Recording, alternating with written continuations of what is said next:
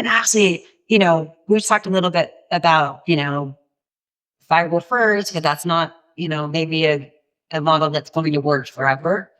Right? We've all done that. But if you can find that market, so yeah, I gotta get lucky. You're getting luckier. But when penetration stalls and we're in the 30% or something, and it's time to bring on another retail service provider, how can we reduce that complexity? We're like, what do we do? Sure.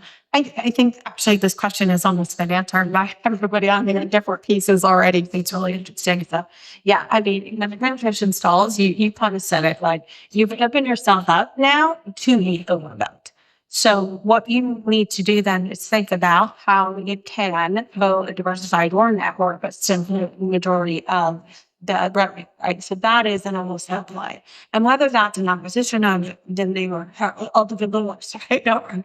And brand differentiation, or whether that is opening to different RSPs or getting the cable company on, right? That's the opportunity. You don't really have a choice at that point. You either be overbuilt or you create a partnership in a wholesale model. And that's where we're headed.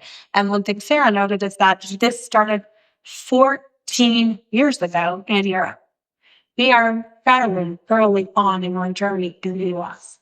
So what we are starting to see is this reality that we haven't for the last, truly, I mean, my background, I used to say, I started in consulting for municipalities.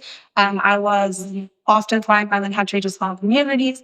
And literally, I would say it was like the Simpsons episode where they're pitching the monorail. Like, we were pitching broadband to people. Why do you need broadband?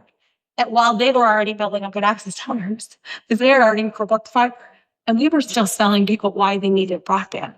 And now we are still in our fiber race, right? But the reality is, overbuilding is coming to a point of, in fact, the fiber first is no longer there.